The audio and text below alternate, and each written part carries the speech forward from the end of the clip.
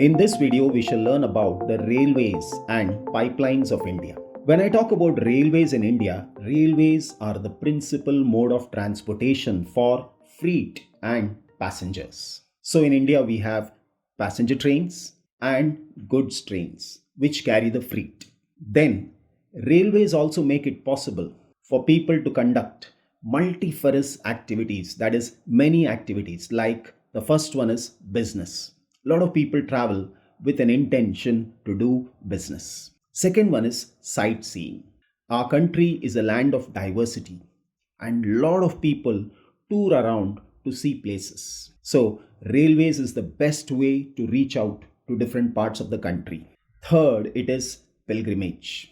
In India, a lot of people move around as pilgrims. So these people go to some holy places, like in the north we have Vaishno Devi. Then in Uttarakhand there is Chota Char Dham. When you come towards south, a lot of people go to Tirupati, or in Maharashtra it is Shirdi. So when people are on a pilgrimage, means they're going to some holy place. Then we can say Indian railways have been a great integrating force for more than 150 years. Integrating here means connecting force. The reason is India has a dense network of railway lines covering almost all parts of the country very well. That is why railways bind the economic life and accelerate, that is, speed up the development of industry as well as agriculture. Now, let us see the railway distribution pattern in India. Now, as we know, India is a land of diversity. So, there are regions covered with mountains, plateaus, and plains. So, based on that, the railway network is also influenced by one is physiographic, then it is economic, and third one is administrative factors. When I say physiographic factor, this means the physical features. If a region is covered with mountains, there the density of railway lines will be less. Wherever we have flat plain lands, there the density of railways will be high.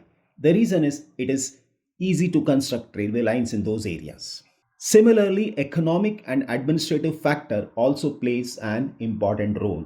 Now, talking about India, if I take the northern part of India, we have the beautiful North Indian plains. These are areas of vast level lands, high population density, and rich agricultural resources. And these factors provide the most favorable conditions for the railway development. But in these areas, plenty of rivers flow. And that is why, while constructing railway lines, we have to construct bridges across these rivers. Similarly, the southern part of India is the peninsular region. And in this peninsular region, there are many areas which are hilly terrains. So, in the hilly terrains of the peninsular regions, railway tracks are laid down through low hills, then it is gaps or tunnels. Talking about the great Himalayas in India, which lie towards the north, the Himalayan mountain regions are too unfavorable for the construction of railway lines. The reason behind that is high relief. When I say high relief refers to variation in height. Then there is sparse population in these regions and lack of economic opportunities. All these factors make it difficult or not that reasonable to develop railways in those areas. Likewise, it was difficult to lay railway lines on the sandy plains of western Rajasthan, swamps of Gujarat, then forested tracts of Madhya Pradesh. Now, what are the problems that are faced by railways in India? The first one is the sinking tracks in some stretches and landslides. That is mainly seen in the western Rajasthan region. Similarly, many passengers travel without tickets, and that is a heavy loss for the railways. Third is the theft and the damages of railway property has not yet stopped completely. People stop the train, pull the chain unnecessarily, and all these causes heavy damage to the railways. The next mode of transport that we shall discuss is the pipelines.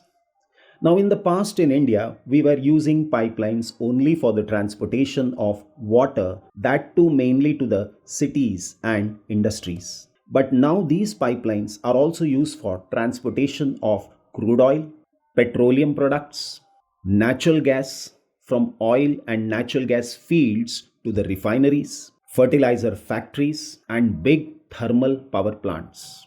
Not only that, today we can also transport solids. Now, how can we transport solids? Supposing I take iron ore or manganese ore. These are initially, when mined, they are in the form of stones. The first thing they do is they powder it, then mix it with water and make a paste, that is slurry, out of it. And that slurry will move through the pipelines to the desired destinations. So it is like this, that solids also can be transported through a pipeline when converted into slurry.